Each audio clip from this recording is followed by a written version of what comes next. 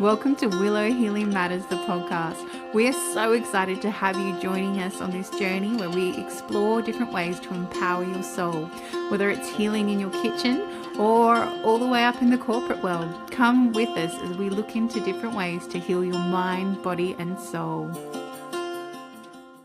Hey everybody, it's Crestani with another episode of Willow Healing Matters, and today I am joined by the beautiful Holly Erin Copeland.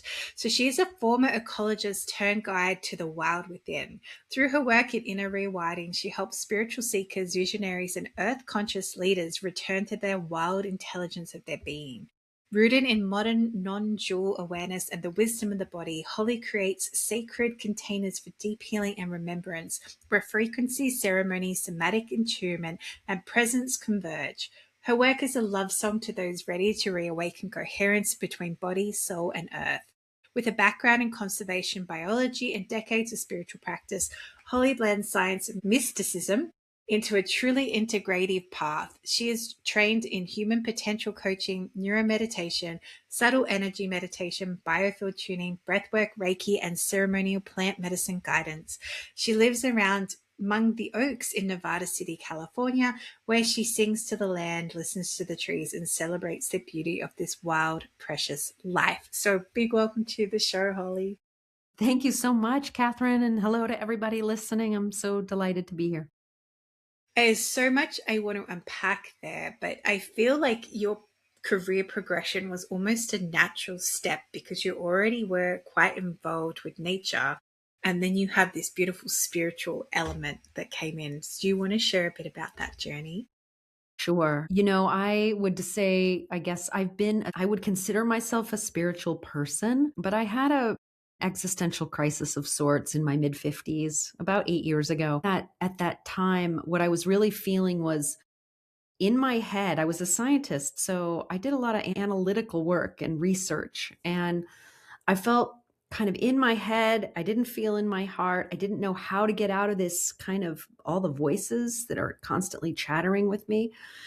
And just had a feeling of like, I get the spiritual talk, but it doesn't feel like it's landing in my heart as my lived experience of deep happiness and well being. And instead, even though everything on the external sort of, as I like to say, it's like I could check the boxes of like meaningful career, loving husband, kids who were high school soccer stars. Like I'd made this success on the outside look really perfect.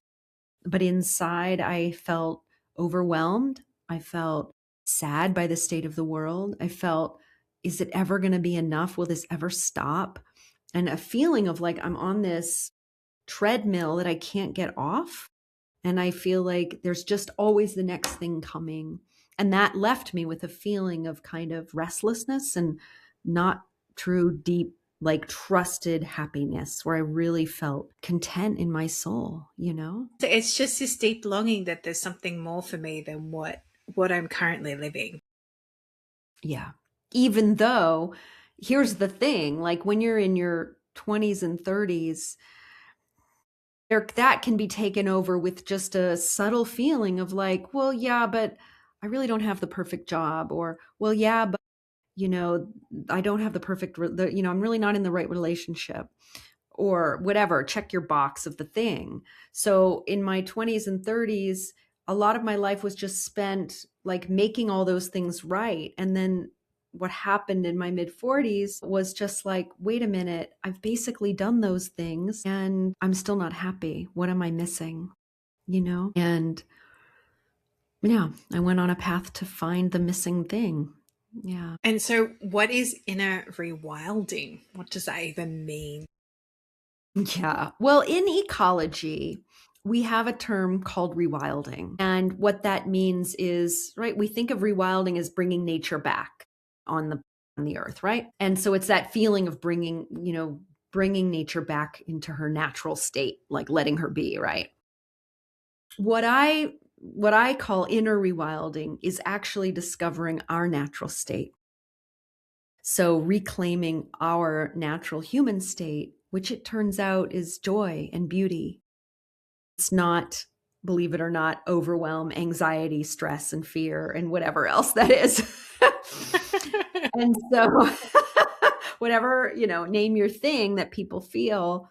Yes, we have those feelings, but actually what the Tibetans, what I learned through the path that took me into this deep feeling of inner well-being was that actually our natural state is peace and happiness, and that we can learn to actually find that place now.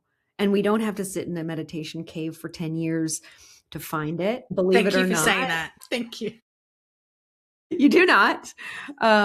It does, it can be very helpful to have a practice of some sort, but it doesn't need to be, 10 years in a cave. And I like to say that because I want people to know that this is accessible to everyone, right? And of course, sages and spiritual teachers say this all the time, like, you are already enlightened, your enlightened self is here. And I discovered that, and discovered actually the beauty that is actually here in every moment, and how to access that through practices, through, as the Tibetans kind of call them, pointings. They're kind of called pointing out practices, pointing out this way of discovering the beauty that's here. And so that, combined with the other things, that was kind of one part of the path that I learned. And in fact, what Inner Rewilding became 4 principles, or key principles. So one of them is awaken to peace, what I just described. Awakening to peace is your true nature. Another one is attune to the living universe. So this is that recognition of the animus, the alive, animate, Shakti universe that is here speaking to us. So it's how to attune to that in our everyday lives. And then the third part of that 4-part path is to allow the flow, right? That's the deep path of surrender and coming to deep acceptance of what's already here, which was a huge part of my journey, because as we can so often, it's the striving, it's the next thing that I described before that is actually blocking us from feeling deeply at rest here. And then the fourth one is align with your wild heart. And that's really that living with purpose, but coming into deep alignment. So for me, inner rewilding is awaken, attune, allow, and align. And it's these 4 key principles that radically shifted my life and caused me to actually leave my job so that I could support others to discover the beauty and the peace that's already here. Yeah. And then you have this beautiful connection already with nature. And I feel a lot of people underestimate how deep that connection runs, and people forget that. I had a guest many episodes ago, but she's like, we are nature, we are one with nature, and when you realize that, you start to feel more in synergy with the cycles of Mother Earth, but also more respectful as well. Absolutely. Absolutely. And so for me, that recognition definitely came through these practices. And also, I did some work with and continue to do some work with plant medicines, which help cement those connections. But any ways that we can start to attune to the plants, whether through herbal medicines or astrology, and coming into understanding the cycles of the moon and how they guide our lives. So all these frequency work help us to feel actually this way, that this grand spiraling symphony of a universe, that we're not separate from that, but in fact, everything we experience is guided in some way by that, the frequencies of the universe speaking to us. But the mind is the thing that gets in the way, that makes us feel like we're somehow this separate me in here, and there's the world of frequency, out there.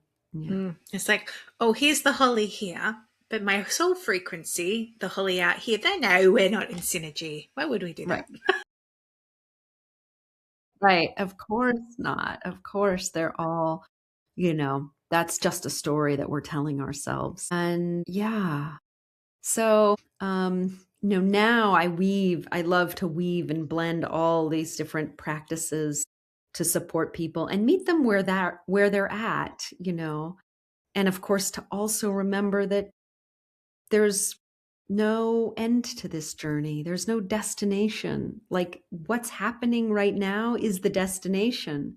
And the sooner that we can recognize that and step into that and be like, I'm on my perfect path right now, even if whatever it is for you that feels like it's not, that's uncomfortable, that you wish would go away, is actually the very thing that is here for your freedom, for your liberation, for you to fall in love with, for you to discover the beauty that's within whatever it is that your particular thing that you're working with. So for me right now, I'm not in a relationship and I live alone. And so I'm working with loneliness. I'm working with that energy that wants to play in my field and voices that will say, you're alone. And then learning what is it to actually love and welcome this feeling that can feel uncomfortable at times. So, it's really learning to work with whatever's showing up in your field. Because at the same time, like with all this spaciousness comes so many gifts, an invitation to spend lots of time outside listening to the forest. But each of us has our crunchy thing, right? I love that. Yes. Unless you're we the have one person who has no crunchy things. Well, if you are listening to that, like, what are you talking about? It's the thing that lights you up. It's the thing that makes you excited and you glow and you're happy to talk about it and you can talk about it for hours. And you're like, oh, did we walk out of that conversation? And if you haven't got that, this might be a sign for you to maybe start to ask some questions like, what does bring me joy? What brings me peace? What lights me up? What allows me to have that inner rewilding of my system so I can find those balance of those emotions? And like you said, create that space so new things can come in too. Yeah. Yeah, absolutely. When we align, when we let that thing that really, I call that, like, that's the resonance. That's like whatever is resonant within us that as you say lights you up or it feels expansive. Then I like to say, like, that's just the language of the universe saying yes to you. Go in that direction. That's a yes. And learn to really feel and have the courage to follow those yeses you know and then where we feel contracted, where we feel pulling away, where we feel fear or something else coming up, it's also an invitation to sit with those things and learning. And I do, this is a lot of the work that I do with people, learning how to work with those in a positive way, in a way that you can really have compassion and be with those parts of yourself you know Accept all parts of you. Yeah, the Right. shadows, The the light, shadows. everything. Yeah, everything. Which, you know, we can say that here, and I know that when you're in the middle of it, it's Like right. Unfortunately, anger. right. Yeah. Yeah. Unfortunately, there's lots of tools and lots of people out here in different ways, pointing the way, right? So also listening for, there can be a lot of spiritual confusion too. This may be, where, well, which path do I follow? And that's, I think, where also this teaching of which is the one that lights you up, which is the one that really speaks to you. And I don't know about you, I've done different ones at different times, went deep into Tibetan Buddhism, right? And like now I'm like deep into Druidic practices because those are just lighting me up. Yeah, and it's that cycle of your being and what it needs. And sometimes we need to try something and embed ourselves in it and go, actually, this doesn't feel, I've learned what I need to learn here right now. It's time for me to step on the next thing. And the thing is, because we have multiple timelines at any point, that it doesn't matter what you choose. It's just trusting that wherever you're meant to get to, you'll get there anyway. That's right. Your awakening is, you can't get out of it. It's coming for you regardless. So you'll get there, which I love that message because it actually means you can relax. Yeah. The FOMO, the feeling of fear of missing out, that we can really feel where it's like, oh my gosh, I have to be part of all of these different circles. but then that just leads to spreading thin and overwhelm. And it's much better to go deep into the one thing that really feels super resonant with your heart. Yeah. And it's about trusting yourself enough to do that too. For me at the moment, it's writing. Like I love writing and I love being in that, but I had to have a break from that for a few weeks because I need to focus on, I've got a book coming out on the weekend. So I'm like, okay, I've got to get all the things done for that. And then I'm like, oh no, I haven't done my writing. And my guides were like, hey, why are you beating yourself up? If you feel like you're forced to do it, then it's not, you're going to take all the joy away from that. It's like you'll go back to it when you're ready. Like just trust that. Just trust it's a cycle. You need to come back to that because you need to nurture this and birth this into the world, and then you can come back to the next thing that you need to do. Beautiful. Well, congratulations. Since my book on Inner Rewilding just published last month. And so I know what a monumental feat that is to get a book out into the world. So congratulations. I know, it feels amazing. Tell us more about your book. That was a good segue in. Okay. Well, so the book is called, not surprisingly, Inner Rewilding. And it contains both my personal story. So it's like part memoir, part spiritual guidebook. And I go through these 4 key principles I just went over in more detail with practices. And also, I'm developing a course, which by the time this comes out, hopefully will be launched. So there'll be Beautiful. a course companion to go with the book. Yeah, which is a beautiful way to integrate what you've read into your life, right? Because sometimes we read a book and we're inspired, but then we don't actually have the action to create the inspiration into something. Exactly. And that's where the course is meant to support people in that actual practices. And I do a lot of guidance. And I'm an insight timer meditation teacher as well, in case people want to look for me there.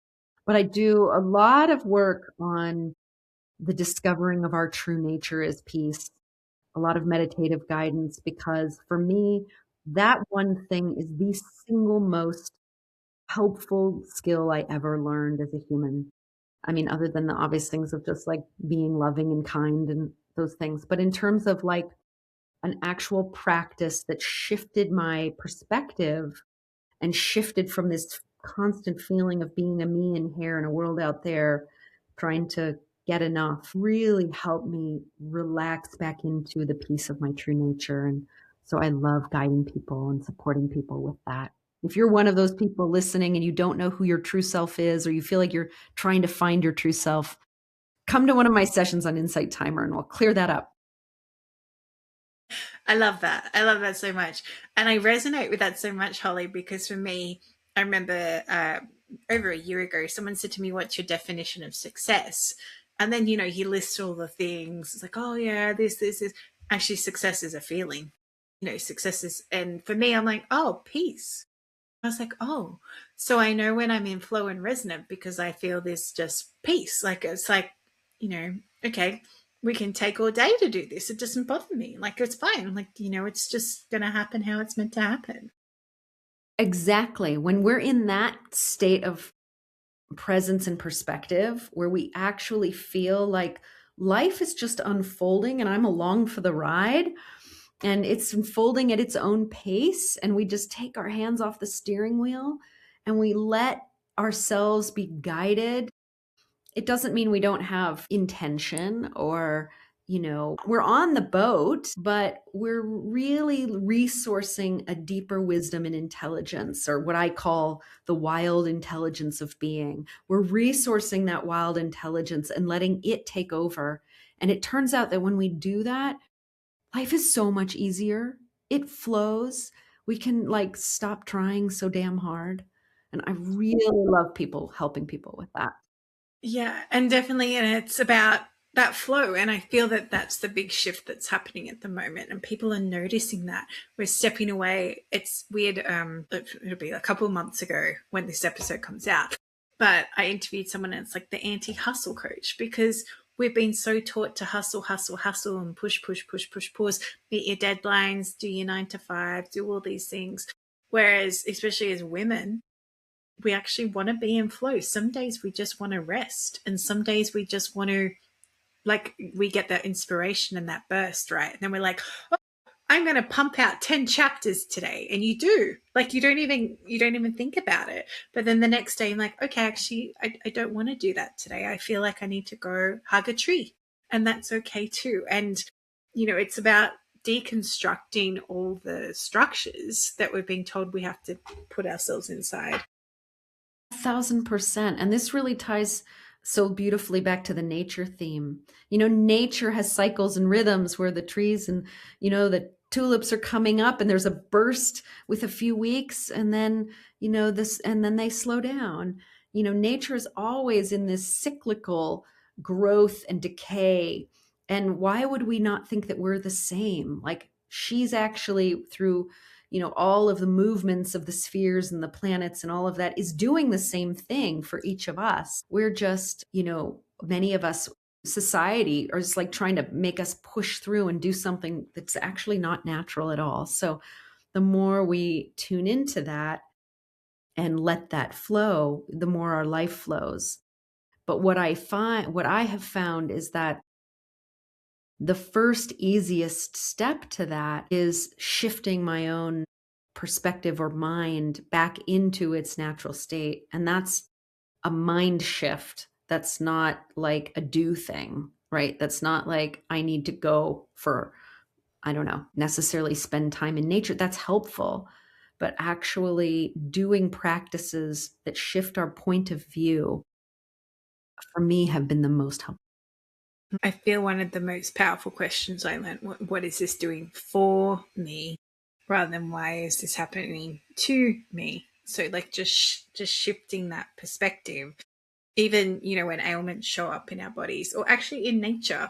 So if you actually pay attention and let your garden grow how your garden wants to grow, you will have random plants show up that are actually there to give you medicine or there to give you a message or something like that. So for me, we had agrimony pop up and I didn't even know what it was. It was just beautiful divine timing. I was studying herbalism and I opened up my booklet where I was learning and I was like, oh, for the liver. Great. I need liver cleansing. Yeah.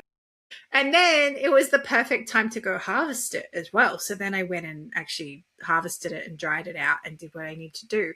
But this is how things show up when you allow and you observe and you're actually open to it too, because so often, and I've talked about this before, but people will ask for a sign and then forget to look for the sign, or, or be like, hey, send me somebody to help me with this. And that person shows up and then they still say no. And it's like, but we just sent that person to you. That is exactly what you needed. So, yeah. Right. But they had a mind concept of what it was supposed to look like. And they thought it was supposed to look something different. So, it showed up as, I don't know, the mailman delivering the mail, and whatever thing he said was actually the exact message you needed to hear, but you were too busy to listen or whatever. I wanted the mail. It had to come in the mail, not through the mailman. Right. Exactly. Yeah. Yeah. And so I think what you're saying is so true. It's really about this is the attune part of the path of really attuning in a deeper way to the energetic universe and the 3D. I mean, everything that's showing up energetically, but also right before our eyes, really paying closer attention and attuning to that, noticing, taking time to notice, what's actually here. I think of a Peruvian shaman that I studied with who would say, everything is an oracle. We think like oracle cards are oracle cards, and of course they are, and they're great. But like, for him, his tobacco smoke was an oracle. So, the clouds in the sky are oracles. The animal that flies, the bird that shows up in your yard is an oracle. So the universe is alive and intelligent, and actually everything around us can be viewed as an oracle if we want to go into it in that way. Yeah, 100%. Even like things that show up in our body. Why is my shoulder sore? I didn't do anything to it. Oh, hang on. What's it trying to tell me? This is like all these innate wisdom that the universe has created for us to check back in. And if you're always feeling lost, you just ask for something and it will show up. You just have to be looking for it too. Right. Exactly. Yeah. Yep. Yeah. And as we start to finish our time together, Holly, I ask the guests that come on the show, if you could heal or change something in the world, what would it be? For everyone to know that everything will be okay. Because I really feel that this sense of not okayness is the thing that keeps us constantly searching and constantly in a state of fear. But if we can, what that's really saying is that's trust. If we all could actually deeply, to our conversation, trust what's here, we would all take a collective sigh of relief. And I think everything would start to flow from that if we could change that one thing. Yeah. Yeah. And just breathe out, right? And remember presence. Yeah. Remember, it's all actually unfolding in a divine order, and just trust deeply and listen. Yeah. That's my soul lesson as to why I'm here. Trust. It's a big one. It's a big one for me too. Yes.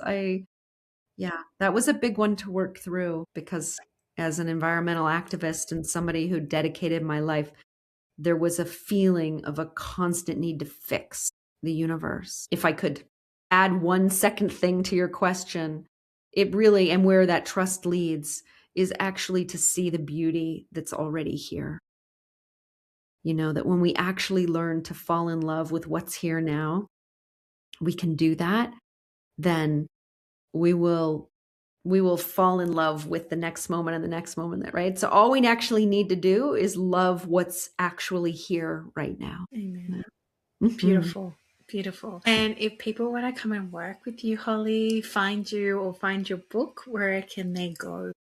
Yeah, thank you. Just go to hollycopeland.co and links to my book and how to work with me are all there. And yeah, I'm on Insight Timer every Wednesday at 10 a.m. Pacific. And those are live sessions and it's a free app. So come find me there if that's an easy entry point into some of this work and just discovering the true peace and happiness of your true nature. That's the beginning of inner rewilding. Yeah. It can sound like deceptively simple.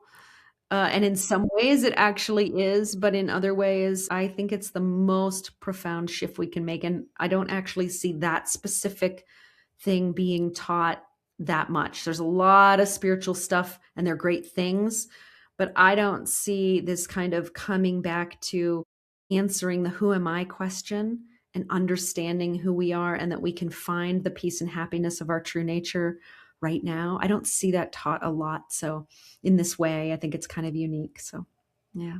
Yeah. And this is very much a dependence, like that kind of gets taught to, like there's this, I actually wrote a book about it, but there's like this need of, especially in the spiritual community, where you always feel like you need someone to guide you, but sometimes it's just you need that guidance to come back to yourself and learn what your soul is telling you to do and what your next step might be. And it might be your soul says, hey, go talk to this person and get this support from that, but it's still you need to go that internal inquiry first, because if you can't figure out how to create your own peace, your own joy, how to have it come from you, then no matter who you go to, you're always going to be chasing that hungry ghost and never find what fulfills your soul. Very well said. I couldn't agree more. And, you are your own guru in that sense. And yes. Yeah, ultimately the teaching is all within you.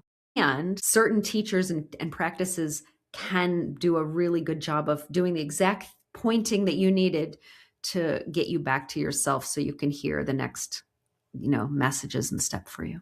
Yeah, 100%. Well, thank you so much, Holly, for spending your time with me and for creating this beautiful practice and book of inner rewilding, because I love nature. So I love that you have incorporated this aspect of who you were, who you are now, and found a bridge between the two, which is so magical in itself. Thanks, Catherine. I appreciate that. Thanks for everything that you're doing on this beautiful podcast. I know that I can see from all the different beautiful people you have here that you are offering very beautiful souls and teachings. And you've got such a bright light. So thank you for the work you do. Thank you. Mm. My virtual obsession, my romantic thriller, is now available on Amazon and other online retailers. This book explores the intersection of loneliness, love, and how chasing perfection through technology can lead to fantasy and reality colliding. My virtual obsession out now. Thank you for listening to Willow Healing Matters, the podcast. We have so much love and gratitude that you have taken the time out of your day to empower you on your healing journey. The views shared by the person being interviewed might not necessarily reflect that of the host and should be used at your own discernment. Trust what resonates for you and follow your heart and soul guidance. If you have any underlying medical conditions or mental health issues, please consult with your healthcare provider before pursuing any of the recommendations. Likewise, you can always contact the person being interviewed to find out more information. This can be found in the show notes. Remember to activate, align, heal, empower, and find love in everything that you do.